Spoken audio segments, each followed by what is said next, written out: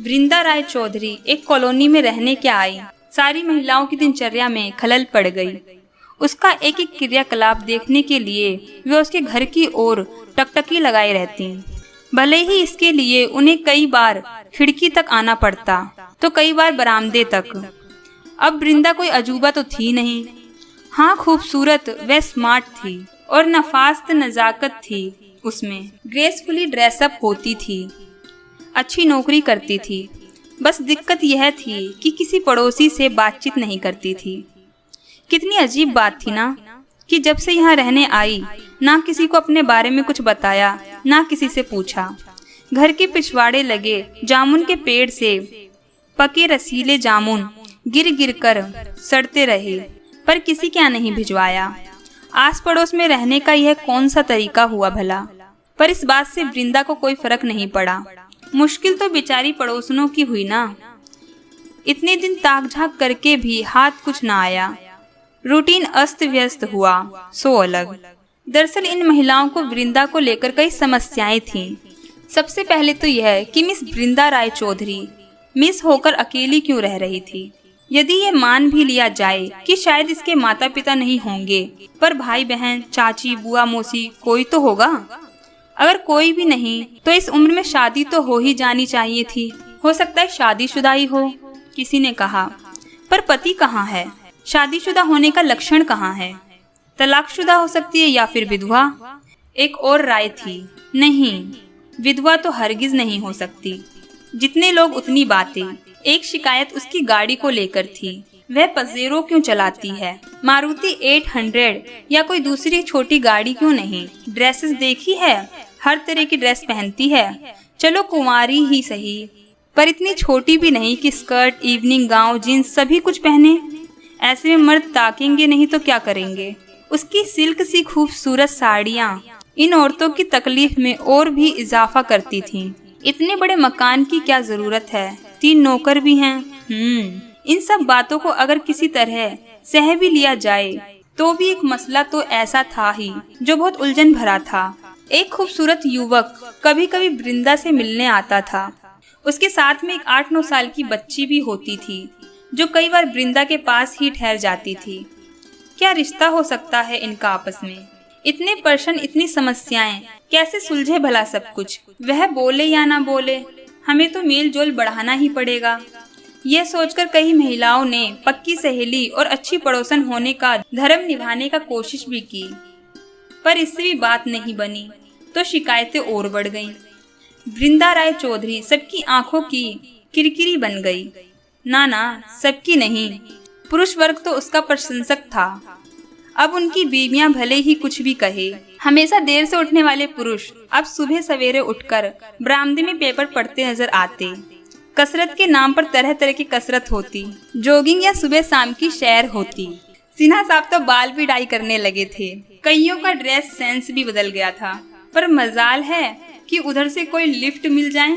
ऐसा इसलिए था क्योंकि वृंदा को निजी जीवन में दखल अंदाजी बिल्कुल पसंद नहीं। तरह तरह के प्रश्नों से बचने के लिए ही वे किसी से संबंध नहीं रखती थी। लेकिन उसके घर के सामने वाली लेन के कोने वाले कमरे में रहने वाले लोग उसे पसंद हैं। वे ताक झाक नहीं करते। इस घर में रहने वाली महिलाएं उसे देख हल्के से मुस्कुरा देती हैं। एक बार वहाँ रहने वाली लड़की दोलन उसे बुला ले गई थी। चाय पीते हुए सिर्फ यही पूछा था कि उसका मन लग गया या कोई जरूरत हो तो उन्हें बताए। कोई बेकार की बात नहीं पूछी। कई लोग थे उस घर में। दोलन के 2 भाई, एक भाभी, एक भतीजा, माँ और बाबा। दूसरा भाई सुधांशु अभी अविवाहित था। वह कुछ शर्मीला सा लगा वृंदा को। अच्छा भी, सुधांशु को भी वृंदा बहुत अच्छी लगती थी। उसकी स्मार्टनेस, पहनावा, मुस्कुराहट सब पसंद थे उसे। भाभी की गोष्ठियों में आने वाली महिलाओं की बातें उसके कानों में भी पड़ती रहती थीं, पर वह ना कुछ कहता, ना ही किसी की अफवाह पर विश्वास करता। उसका बहुत मन होता कि वृंदा से कुछ बात करे, उसे बताएं कि वह उसे अच्छी लगती है, पर कैसे? ऐसा मौका तो मिले। फिर लड़कियों से बात करने के मामले में तो वह वैसे ही अनाड़ी था। एक दिन मौका मिला भी, पर बुद्धू लड़का चुप रह गया। पता नहीं यह उसका सीधापन था या शराफत या बेवकूफ़ी। हुआ यूं कि एक दिन सुबह ऑफिस जाते समय जब वह गली के मोड़ तक पहुंचा तो वृंदा अपनी गाड़ी के पास परेशान सी खड़ी दिखी। उसने अपनी कार धीमी जरूर की पर रोकने का इरादा ना था। ना ही उसे समझ में आया कि रुकना चाहिए या नहीं, लेकिन उसे रुकना ही पड़ा क्योंकि वृंदा एकदम सामने आ गई थी। खनकती हुई आवाज में उसने पूछा, मुझे लिफ्ट देंगे मेरे ऑफिस तक? हाँ हाँ क्यों नहीं, वह हड़बड़ाकर बोला। और आपकी गाड़ी? खराब हो गई है, वह मुस्कुरा दी। सुधांशु सोच रहा था कि वह कितना बेवकूफ है। उसकी हड़बड़ाहट और बेवकूफी का वह मजा ले रही होगी। गाड़ी स्टार्ट करते हुए उसने पूछा, किधर है आपका ऑफिस? उसकी मुस्कुराहट के साथ वह बोली, आपके बैंक के ठीक सामने। वह चौंक गया पर वह सहज थी। उसकी परेशानी भांपते हुए बोली, मिस्टर सुधांशु मजूमदार, मैं आपके बारे में काफी कुछ जानती हूँ। आप भले मेरे बारे में जाने या ना जाने, मैं फिनिक्स में काम करती हूँ। ओह, वह शर्माते हुए मुस्कुरा पड़ा। वह सोच ही रहा था कि कुछ पूछे, कुछ बताए कि उसका वृंदा का ऑफिस भी आ गया। वह थैंक्स कहकर सीढ़ियां चढ़ गई। अब सुधांशु का मन कहाँ लगने वाला था किसी काम में। वह बहुत कुछ सोचता रहा और इसी नतीजे पर पहुंचा कि वृंदा जरूर उसमें रुचि लेती है, तभी तो उसके बारे में जानकारी भी है उसे। कितने अच्छे से थैंक्स बोली, वह क्यों नहीं बोला कुछ। इसी बारे में सोच रहा था कि सोबिर आ गया। सोबिर चटर्जी लड़कियों से बात करने, उन्हें पटाने में माहिर। सुधांशु की पूरी बात सुन आंखें फैलाकर बोला, क्या अभी तक कुछ नहीं हुआ? तुम इतना घबराते क्यों हो? पहले तो तुम्हें ही बात करनी होगी ना। यह नामुमकिन है, फिर देखते रहो सपने, सुचिता की तरह यह भी गायब हो जाएगी। सोबिर ने कहा, तुम तो मेरी आदत जानते हो, सोचता रहता हूँ कि बात करूँगा पर सामने पड़ते ही मेरे पसीने छूट जाते हैं। वह भी सोचती होगी कैसे अजनबी आदमी हैं इस कॉलोनी के, लाइन ही नहीं मारते। चलो तुमसे कुछ नहीं होता तो मैं अपना नंबर लगाता हूँ। वैसे मुझे तो ऐसी ही लगती है। वह ऐसी नहीं है, सबसे अलग है और मैं सीरियस हूँ उसे लेकर, समझे?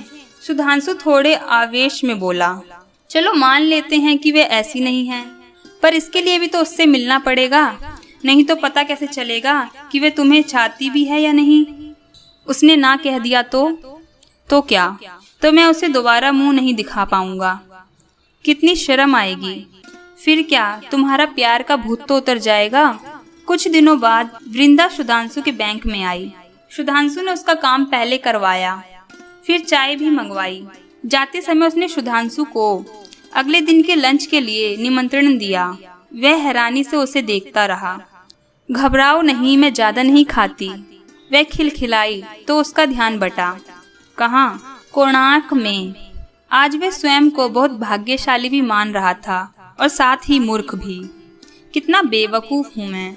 लंच का निमंत्रण मेरी ओर से होना चाहिए था। कितना अच्छा अवसर खो दिया। खैर, अभी भी कुछ नहीं बिगड़ा। लगता है वह मुझ में रुचि ले रही है, तभी तो पहल की है होटल में बुलाकर, उसने अपने आप से कहा। अगले दिन सुधांशु वहाँ पहुँचा तो वृंदा पहले से ही बैठी थी। खाने के साथ साथ बातें होती रही। आप अकेली रहती हैं, बोर नहीं होती? नहीं, एक आध दोस्त हैं, श्वेता बिटिया है। फिर आप भी तो हैं। उसने मुस्कुराकर सुधांशु को अर्थपूर्ण नजरों से देखा। यह श्वेता? पर उसकी बात पूरी होने से पहले ही वृंदा ने घड़ी देखते हुए कहा, चले, मेरी एक जरूरी मीटिंग है, फिर मिलेंगे। उठने से पहले बिल सुधांशु ने चुकाया। वह खुश था, साथ ही सोचता रहा कि श्वेता कौन हो सकती है। कहीं वृंदा की बेटी तो नहीं? नहीं, ये नहीं हो सकता। वैसे हो भी तो क्या है। कुछ दिन बाद वह औरंगाबाद गया। माँ ने कुछ साड़ियाँ मंगवाई थी। उसने एक वृंदा के लिए भी ली और लाकर अपनी अलमारी में रख दिया। सोचा कि मौका मिलते ही दे देगा। अगली सुबह कुछ गड़बड़ हो गई। भाभी वृंदा की ही बात कर रही थी। माँ नीरजा कह रही थी कि कल रात वही लड़का वृंदा के यहाँ रुका था, सुबह गया है। वह कह रही थी कि खाना पीना अक्सर वहीं होता है। वृंदा जब उसे गेट तक छोड़ने आती है ना, तो गल बहियां डालकर भेजती है। माँ तो कभी ये सोच नहीं सकती थी कि कोई लड़का लड़की एक दूसरे से दोस्तों की तरह भी मिल सकते हैं। कंधे पर हाथ रखना तो बहुत गलत बात थी उनके लिए। वे बोली, राम राम, यह भी कोई तरीका हुआ?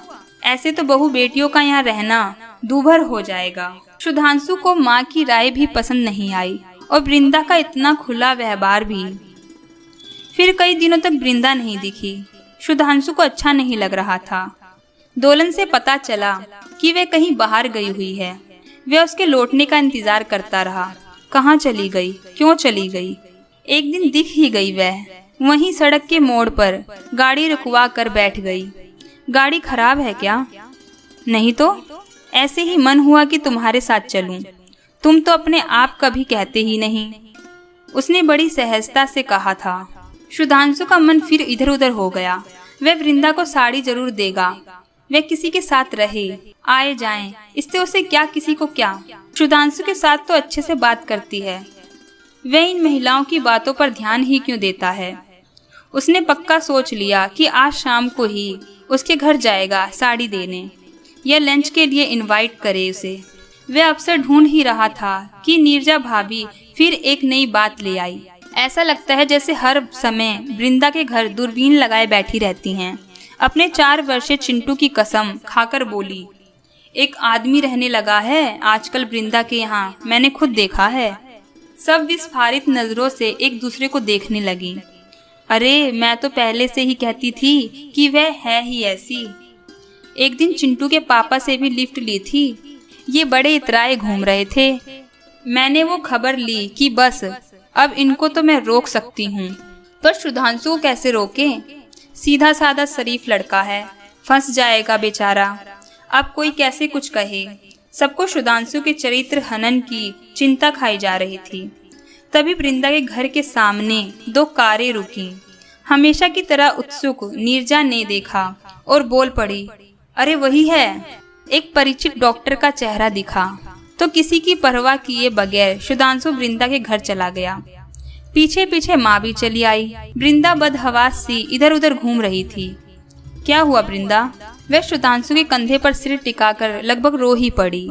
माँ ने उसके सिर पर हाथ फेरते हुए बोला, बेटा हमें नहीं बताओगी? शायद कुछ कर सके हम। इसी सहानुभूति का इंतजार था शायद। प्यार से कहे गए ये शब्द रुला गए उसे। फिर खुद को संभालते हुए वह उन्हें अंदर ले गई, जहां बिस्तर पर एक आदमी खांसते खांसते बेदम हुआ जा रहा था। ये मेरे पापा हैं, टीवी के आखिरी स्टेज हैं। अभी तक शिमला में थे, सैनिटोरियम में। मैंने सोचा कुछ वक्त साथ रह लें, इनके अलावा मेरा इस दुनिया में कोई नहीं है। उसकी आवाज रूंधी हुई थी। वह युवक वृंदा को थाम कर कमरे से बाहर ले गया। नीरजा बाहर से ही पता लगाने को उत्सुक थी। 1-2 लोग और भी थे, पर सबका ध्यान उस युवक और बच्ची की ओर ज्यादा था। वृंदा को रोगी की तरफ कर डॉक्टर इंजेक्शन देने अंदर चला गया। वृंदा को उस युवक ने हाथ पकड़कर सोफे पर बैठा दिया। दोलन तुम चाय बना कर लाओ, सुधांशु ने कहा तो नौकर झट से रसोई में चला गया। बैठो सुधांशु, वृंदा ने कहा तो वह उसके पास ही बैठ गया। उसका मन हो रहा था कि वृंदा को बाहों में समेट ले, सारा दुख ले ले उसका। डॉक्टर इंजेक्शन देकर बाहर आया और वहीं बैठ गया। शायद वह भी उसी युवक की तरह वृंदा को अच्छी तरह जानता था। तभी वृंदा की नजर बाहर पड़ी और उसका चेहरा बुझ सा गया। अचानक वह बाहर यूं ही खड़ी 4-5 महिलाओं को संबोधित करते हुए बोल पड़ी, आखिर क्या चाहती हैं आप? मैं आपसे कोई मदद नहीं लेना चाहती हूँ, ना ही मुझे इसकी जरूरत है। आप बेवजह मुझे परेशान ना करें। मैं जानती हूँ आपके मन में मुझे और मेरे मेहमानों को लेकर अनेक शंकाएं रहती हैं, पर मैं आपको कुछ भी बताने के लिए बाध्य नहीं हूँ। सुधांशु बहुत खुश हुआ। मन ही मन उसके साहस की दाद देता रहा था। वह जाने लगा तो वृंदा ने उसे पकड़ लिया और कहा, तुम कहाँ चले? चाय पीकर जाना। फिर सुधांशु की माँ के पास जाकर वे धीरे से बोली, मासी, ये श्वेता मेरे भाई की बेटी है। मेरी भाभी की एक दुर्घटना में मृत्यु के बाद से यह हॉस्टल में रहती है। पिछले साल मेरा भाई भी नहीं रहा। ये लड़का भाभी का भाई है जो श्वेता को संभाले हुए है। ये डॉक्टर भी है। बस बेटा, कोई कुछ कहता रहे, परवाह नहीं करते ऐसी बातों की। सुधांशु जाने लगा तो वृंदा ने कहा, कल लंच करा रहे हो ना? दोनों खुलकर हंस पड़े। माँ भी हल्के से मुस्कुरा दी। सुधांशु को अभी भी नहीं पता कि वृंदा की उसके बारे में क्या राय है, पर एक बात उसने तय कर ली है कि वह इस खूबसूरत रिश्ते को टूटने नहीं देगा।